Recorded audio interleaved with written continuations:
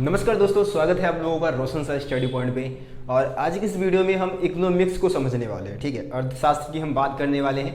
तो देखिए दोस्तों, ये वीडियो आप लोगों के लिए बहुत ज़्यादा इंपॉर्टेंट होने वाला है, क्योंकि आज का ये वीडियो इंट्रोडक्शन वीडियो है, परिचय वीडियो है। ठीक है, जिसमें आपको बेसिक सी जानकारी दी जाएगी। देखिए दोस्तों, आप 10वीं तक इकोनॉमिक्स को कोई मेन सब्जेक्ट के रूप में नहीं पढ़ रहे थे। आप एसएसटी में पढ़ते थे। एसएसटी में 4 सब्जेक्ट हुआ करता था, जिसमें से एक सब्जेक्ट इकोनॉमिक्स था। और कभी कभी अगर टीचर पढ़ा दिया करते थे तो गलती से नाम सुन लेते थे, हाँ भाई इकोनॉमिक्स भी कोई सब्जेक्ट होता है ना। लेकिन आप 11वीं में आ चुके हो, है ना। अब 11वीं में क्या है, आप लोगों का मेन सब्जेक्ट है इकोनॉमिक्स। तो यार इसको समझना, इस सब्जेक्ट को जानना बहुत जरूरी है। और 11वीं क्लास में हम क्या करेंगे यार, सब्जेक्ट को जानते ही तो है। 12th में हम जाते हैं स्कोर के पीछे 90, 95 या फिर उससे भी ऊपर आप जाते हो। लेकिन 11th क्लास में आप क्या करते हो, सब्जेक्ट को सिर्फ समझते हो, जानते हो, है ना।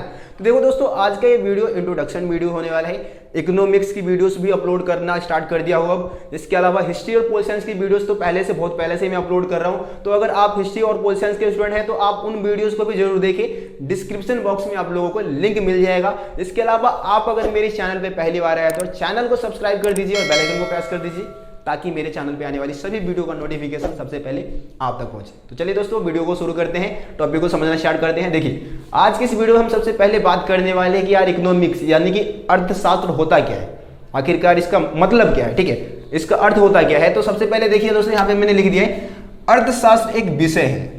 अर्थशास्त्र क्या है, एक सब्जेक्ट है जो क्या करता है, सीमित संसाधनों का, जो हमारे पास जो संसाधन जो होते हैं वो सीमित होते हैं। तो अर्थशास्त्र एक विषय है जो सीमित साधनों के विवेकशील प्रयोग का अध्ययन करता है। हमारे पास जो संसाधन है वो सीमित है। अब हम उस संसाधन का एक विवेकशील प्रयोग कैसे करते हैं, बुद्धि से कैसे इस्तेमाल करते हैं, उसी चीज का अध्ययन कौन करता है, अर्थशास्त्र करता है। लेकिन नीचे एक टॉपिक दे रखा है, उसको समझाऊंगा, उसके बाद आपको ऊपर का जो परिभाषा है ना वो भी सही से समझ में आ जाएगा। ठीक है, तो नीचे दे रखा है आर्थिक समस्या। आर्थिक समस्या क्या है? देखिए दोस्तों, आर्थिक समस्या के कारण ही इकोनॉमिक्स जैसे सब्जेक्ट का जन्म हुआ है। और इकोनॉमिक्स में आर्थिक समस्या का ही अध्ययन किया जाता है। ठीक है, अब आर्थिक समस्या क्या है, तो देखिए दोस्तों, आर्थिक समस्या है चयन की समस्या। हर एक इंसान को कभी ना कभी किसी ना किसी समय चयन करना पड़ता है। देखो, इस दुनिया में आदमी कितना भी अमीर हो जाए, चाहे अंबानी हो, चाहे टाटा हो, चाहे बिरला हो, उनके पास कितने भी संसाधन हो, लेकिन फिर भी क्या होता है कि वो एक निश्चित समय बिंदु पे जो कुछ भी खरीदना चाहते हैं या जो कुछ भी पाना चाहते हैं उसको नहीं पा सकते हैं, क्योंकि संसाधन होते हैं हमारे सीमित। ठीक है, अब देखो, आर्थिक समस्या जो है वो चयन की समस्या है, चुनाव, सिलेक्शन की समस्या है। और आर्थिक समस्या उत्पन्न क्यों होता है, उसके पीछे 3 कारण है, 3 प्रमुख कारण है जिससे क्या है आर्थिक समस्या उत्पन्न होता है। अब 3 कारण कौन से? पहला कारण है संसाधनों का सीमित होना। देखिए दोस्तों, हमारे पास हमेशा क्या है, संसाधन सीमित होते हैं। लेकिन दूसरा पॉइंट क्या दिया है, हमारी आवश्यकताएं असीमित होती है। असीमित, बहुत सारी आवश्यकताएं होती है, लेकिन आवश्यकता की तुलना में हमारे पास संसाधन सीमित है और आवश्यकताएं बहुत सारी है। लेकिन तीसरा पॉइंट ये भी दे रखा है कि हमारे पास क्या होता है, हमारे संसाधनों का वैकल्पिक प्रयोग होता है। हम अपने संसाधनों को अलग अलग जगह पे क्या कर सकते हैं, खर्च कर सकते हैं। इसको एक उदाहरण के माध्यम से मैं समझाता हूं, बहुत ही आसानी से समझ में आ जाएगा। देखिए, आप 11th क्लास में आए हो, आपके पास 4 या 5 सब्जेक्ट होंगे जिसको आपको क्या करना है। मान लीजिए कि आपको ट्यूशन क्लासेस लेना है और 4 या 5 सब्जेक्ट है, मान लेते हैं जैसे कि आपके पास पोल साइंस है, आपके पास इको है, ठीक है, आपके पास इंग्लिश है, ठीक है, आपके पास हिस्ट्री है। ये हम 4 सब्जेक्ट ले लेते हैं। 4 सब्जेक्ट है जिसकी क्लासेस आपको लेनी है। और पर सब्जेक्ट की जो फीस है ना वो 500 रुपये है पर सब्जेक्ट। मतलब एक सब्जेक्ट की फीस आपको 500 देना होगा। अगर आपको चारों ही क्लासेस लेनी है तो आपके पास कितने होने चाहिए, कम से कम 2000 रुपये होने चाहिए। लेकिन आपके पिताश्री की इतनी स्थिति अच्छी नहीं है कि आपको 2000 रुपये दे सके। उन्होंने क्या किया, आपको 500 रुपये दिया। सिर्फ कितने दिए हैं, 500। तो आपके पास ये 500 क्या है, संसाधन है जो कि सीमित है।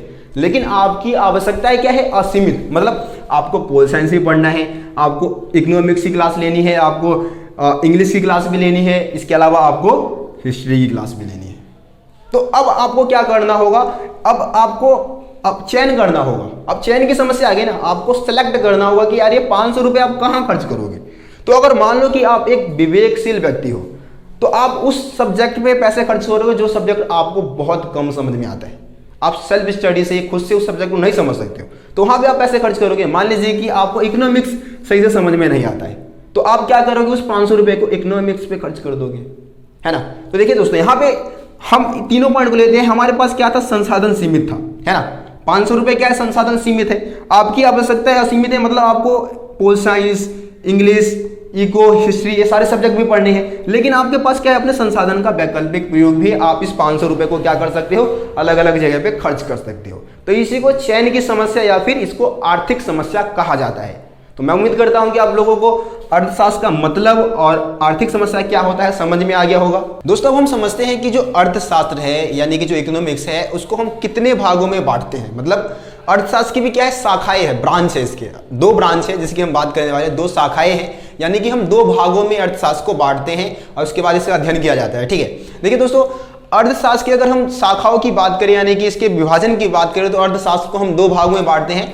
एक है व्यष्टि और दूसरा है समष्टि। व्यष्टि अर्थशास्त्र और समष्टि अर्थशास्त्र। देखिए दोस्तों, आप 11वीं क्लास के स्टूडेंट हैं और 11वीं क्लास में आपको व्यष्टि अर्थशास्त्र एक बुक है और दूसरी बुक है सांख्यिकी, है ना, ये 2 बुक पढ़ाए जा रहे हैं। और जो समष्टि अर्थशास्त्र है वो आपको 12वीं क्लास में पढ़ाया जा रहा है। ठीक है, तो अभी हम वैसे 11वीं क्लास में हम व्यष्टि अर्थशास्त्र को ही समझेंगे। ठीक है, अब यहाँ पे क्या है कि अर्थशास्त्र को 2 भागों में बांटा गया है, एक है व्यष्टि, दूसरा समष्टि। व्यष्टि क्या होता है, समष्टि क्या होता है, उसको हम समझते हैं। देखिए, व्यष्टि का मतलब होता है छोटा, छोटा।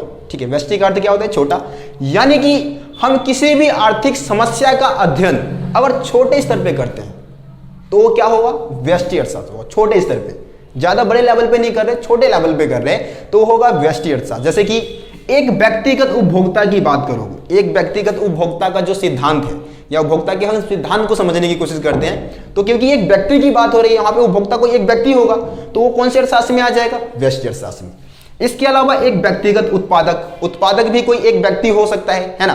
तो अगर एक व्यक्तिगत उत्पादक की अगर हम बात कर रहे हैं तो वो कौन से अर्थशास्त्र में हम पढ़ेंगे उसको, व्यष्टि अर्थशास्त्र में। इसके अलावा जो बाजार का जो सिद्धांत होता है, बाजार का सिद्धांत होता है, इसको हम कीमत निर्धारण सिद्धांत भी जो कहते हैं, इस अर्थशास्त्र को हम कीमत निर्धारण सिद्धांत भी कहते हैं। ठीक है, और बाजार का जो सिद्धांत है उसको भी हम कौन से अर्थशास्त्र में पढ़ते हैं, व्यष्टि अर्थशास्त्र में। तो बात समझ में आ गई, व्यष्टि मतलब है छोटा, यानी कि हम छोटे स्तर पे आर्थिक समस्या का अध्ययन करते हैं। ठीक है, अब हम बात करते हैं समष्टि की। देखिए, समष्टि का मतलब होता है बड़ा, मतलब जब हम बड़े स्तर पे आर्थिक समस्या की बात करेंगे, छोटे स्तर पे नहीं बल्कि बड़े स्तर पे आर्थिक समस्या का अध्ययन कर रहे होंगे, आर्थिक समस्या की हम बात करेंगे तो समष्टि अर्थशास्त्र कहलाएगा। जैसे कि आय तथा रोजगार का सिद्धांत है।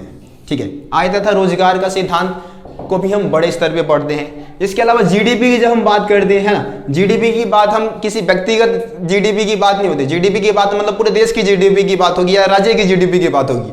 इसके अलावा मुद्रास्फीति, कीमतों में कैसे वृद्धि हो रही है, मुद्रा की जो कीमत है वो कैसे घट रही है। मुद्रास्फीति मतलब ये होता है मुद्रा की क्रय शक्ति में कमी आ जाना, मुद्रास्फीति कहलाता है। ठीक है, तो इसको भी आप किसी वस्तु की कीमत कैसे बढ़ती है, ये सारी चीजें भी हम किस में पढ़ते हैं, समष्टि अर्थशास्त्र में पढ़ते हैं। इसके अलावा विदेशी विनिमय दर का जो सिद्धांत है, ठीक है, विदेशी विनिमय दर क्या होता है, इसका निर्धारण कैसे किया जाता है, ये सारा कुछ हम किस में पढ़ते हैं, समष्टि अर्थशास्त्र में पढ़ते हैं।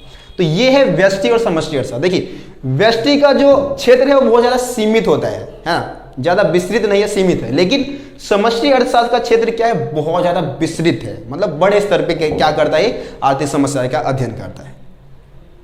सो गाइस, मैं उम्मीद करता हूं कि आज की इस वीडियो में जो टॉपिक आप लोगों को समझाया गया है वो बहुत अच्छे से समझ में आ गया होगा। ठीक है, इसके अलावा किसी बच्चे का कोई भी डाउट हो तो कमेंट बॉक्स में मेरे को कमेंट करके बताएं। ठीक है, इसके अलावा आप मेरे को इंस्टाग्राम पे भी फॉलो कर सकते हो, वहां भी आप अपने समस्याओं को मेरे से साझा कर सकते हो। ठीक है, इसके अलावा आप अगला वीडियो किस चैप्टर पे, किस टॉपिक पे और किस सब्जेक्ट का चाहते हो वो भी मेरे को कमेंट बॉक्स में आप बताइए। और अभी तक आप लोगों ने अगर चैनल को सब्सक्राइब नहीं किया है तो चैनल को सब्सक्राइब करके बेल आइकन को प्रेस कर दीजिए ताकि मेरे चैनल पे आने वाली सभी वीडियो का नोटिफिकेशन आप तक पहुंचे। तो चलिए दोस्तों, मिलते हैं फिर आप लोगों से अगली वीडियो में। तब तक के लिए जय हिंद, जय भारत।